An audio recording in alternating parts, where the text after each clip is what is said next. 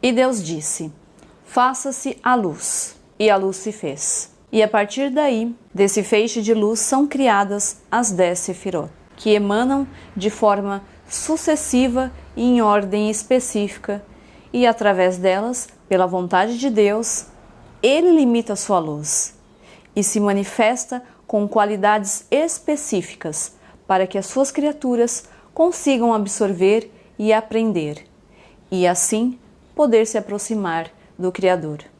Hoje falaremos sobre a Sefirot.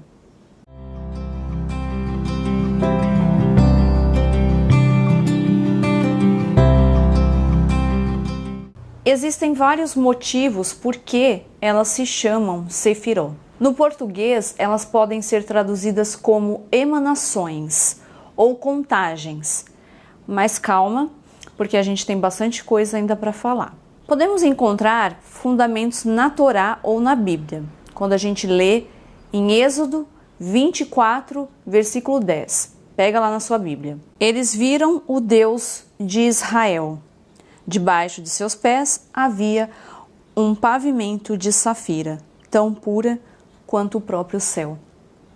Também existe uma passagem em Ezequiel, capítulo 1, versículo 26, pega lá na sua Bíblia, trata da visão da pedra de safira na forma de trono. Pega lá. Está escrito assim: por cima da abóbada que ficava sobre suas cabeças, havia algo que tinha a aparência de uma pedra de safira em forma de trono, e sobre essa forma de trono, bem no alto, havia um ser com aparência humana. Podemos dizer que as Sefirot, elas vão revelar Deus no mundo. E tanto Moisés quanto Ezequiel, eles tiveram essa espécie de revelação por meio de uma safira. Mas na verdade não tem relação propriamente dita com a pedra, tá? Mas o que está por trás disso. Sapir vem de prisma, né? Eu já até mostrei a imagem aí em outros vídeos. Prisma é aquela luz ali que ela entra e atravessa e refrata em várias cores. A Sefirot, ela traz esse conceito de um Deus que é um, né? Mas que ele se revela em várias cores.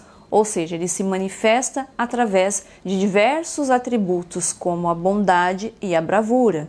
Já falei sobre isso também. A luz é uma só, que se refrata.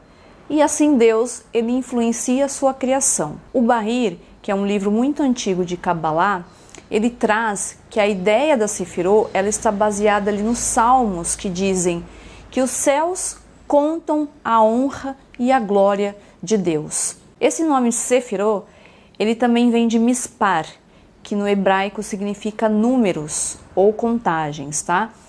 Cada Sefirot, ela conta uma história e isso leva a pessoa a contar e a louvar a Deus, né? Então é nesse sentido aí que significa a mispar, tá? Outra explicação é do Ravi Moshe Cordovero, o Ramak. Ele traz a Sefirot como números propriamente ditos, pois se tratam de 10 Sefirot.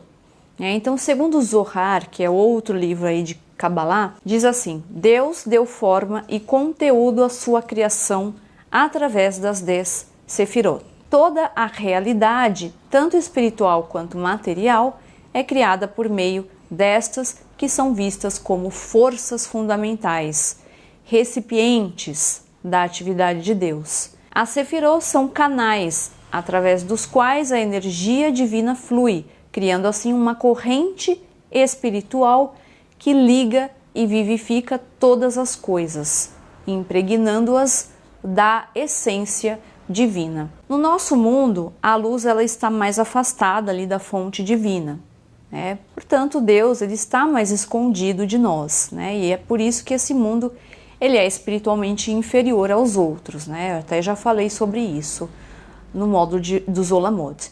Mas ao mesmo tempo, ele é superior, por ser o fim último da criação divina.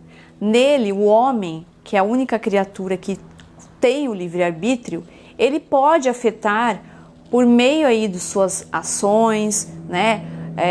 O fluxo ali das energias divinas. Então ele cria mudanças até de grandes proporções em outros mundos através das suas ações. Com isso, ele faz com que a criação ela vai se aproximando aí da luz divina, né? Eu falei também sobre isso, né? Nos textos cabalísticos nós podemos encontrar enumeradas como 11 sefirot, tá? Então às vezes você pode ver como 10 ou 11, mas essas duas sefirot, a Keter e Da'at, elas representam dimensões diferentes de uma mesma força. Então ambas elas se excluem mutuamente. Outros defendem que Keter, por ele estar acima ali da nossa compreensão, ele fica fora dessa contagem. Por isso, no geral, a gente fala que são 10 sefirot, tá? Então Deus, através da Or Ein Sof, ele dá início à criação do universo e através do fenômeno da contração, o Tzimtzum, que eu já falei sobre ele cria os mundos, né? Então ele torna ali algo infinito em infinito, né? Então sabemos que esses conceitos aí, eles são emprestados do nosso vocabulário para explicar aquilo que está acima da nossa compreensão humana, né? Já falei também exaustivamente sobre isso em outros vídeos, né? Quem me acompanha, com certeza chegou até aqui sabendo sobre isso, né? E acredito aí que não tenha mais nenhuma dúvida, né? Ou pelo menos não é nenhuma novidade. Então criam-se as 10 sefirot, né? Que é a luz infinita, então ela passou por aquele prisma, influenciando então os mundos, né? E ela vai passando ali através dos mundos, que vai sendo cada vez mais filtrado através do processo da Parsá, que eu também falei sobre no módulo do Zolamot. E cada um desses mundos, eles transmitem essa energia e influência divina de um mundo para o outro. E assim é sucessivamente através desse mecanismo aí da Sefirot.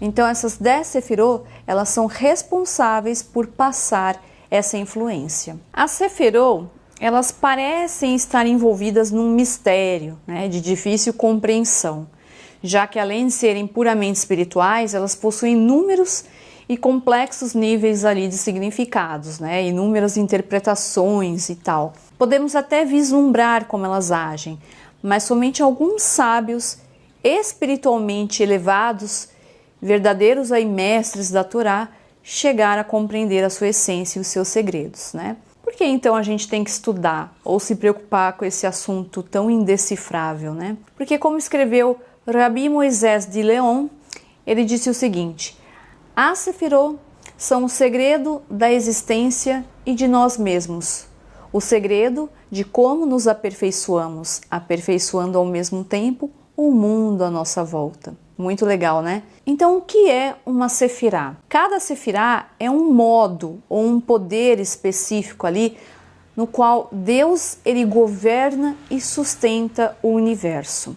Por isso, as Sefirot, elas podem ser consideradas ali como atributos ou qualidades, né? Ou até mesmo vestimentas divinas.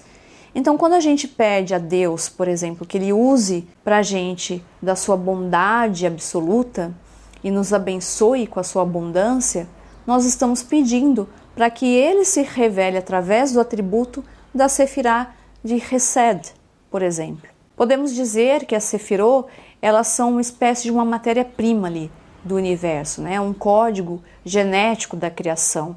Então, tudo ali que foi criado, desde o mais espiritual até o mais material, né? Ou seja, do maior ao menor, ele toma forma através da Sefirot, né? O Rabi Isaac Luria, o Arizal, ele afirmava o seguinte, que as Sefirot, elas são tanto os instrumentos que Deus usa para dirigir o mundo, quanto as janelas através das quais podemos perceber o divino. A palavra Sefirá é relacionada com várias palavras hebraicas, né? Saper, que significa revelar ou se comunicar. Sapir, que eu até já falei, né, em outro vídeo aqui, que é a safira, né, o prisma, brilho. Safar, que significa contagem, número, né? E Sefar, que significa limite ou fronteira. Então, em sua essência, todas essas palavras, elas têm ali uma relação nesses conceitos, tá? E elas apontam para duas funções básicas ali da Sefirot. Então, em primeiro lugar, elas são luzes, ou orot no hebraico. A luz de uma sefirá, ela é o fluxo ali da energia divina, né? Que ela serve para revelar ali a grandiosidade de Deus. E em segundo lugar, seriam como vasos ou recipientes, que são os kelim. Lembra que eu falei de kli? Kelim é o plural de kli, que filtram ou revestem ali a luz infinita que as preenche, né? Então elas trazem essa luz desde a fonte de todas as fontes, né? A raiz de todas as raízes e Deus infinito, né? Até o nosso mundo que é finito. Então, sem esses filtros ou vestimentas, a criação ela seria totalmente dominada ali pela luz divina, né? E em sua trajetória espiritual, a luz ela vai diminuindo, né? Como eu falei, possibilitando ali então que a criação ela se aproxime aí do Criador, né? Então eu falei isso aí em outros vídeos e no começo desse inclusive. Então, para ilustrar esses conceitos, vamos imaginar o Sol, né? Ele está posicionado aí a anos-luz da nossa Terra, certo? A sua energia ela é essencial, né, para a nossa vida, é indispensável, né? Sem a luz do Sol não haveria vida. Mas se a gente tentar olhar para o Sol sem proteção, provavelmente a gente vai ficar cego, certo? Mesma coisa, por exemplo, uma nave espacial chegar ali perto do Sol. Com certeza o calor do Sol, né, a sua energia, iria aniquilar aquela nave espacial ali em questão de segundos, né? Então assim é Deus. Ele teve que se ocultar, ou então a sua criação seria totalmente aniquilada. Então, do ponto de vista humana, as sefirot, elas podem parecer ter uma existência múltipla, né, e independente, né? Uma sefirá, ela pode representar força, poder, né, o julgamento rigoroso. Já outra, bondade, amor, outra ainda misericórdia e assim por diante. Porém, a Sefirot e a Or Sof, elas formam uma unidade, uma existência única, né? Isso aí também já foi falado. Moisés Cordoveiro, que é um cabalista aí do século XV, ele escreveu o seguinte: para ajudar-te a conceber o processo da emanação da Sefirot, imagina a água que escorre por vasos de diferentes cores, branco, vermelho, verde e assim por diante. À medida em que a água se espalha nesses vasos, parece adquirir a cor do vaso, embora seja desprovida de cor. A mudança na cor não afeta a água em si, mas apenas a nossa percepção da mesma. O mesmo acontece com a Sefirot. A essência não muda, só parece mudar quando escorre dentro dos vasos, né? Já falei sobre isso também lá nos Olamot. Então, de onde vem, né, o processo de emanação? Da onde vem? Veremos isso no próximo vídeo, parte 2 sobre Sefirot. Aguarde!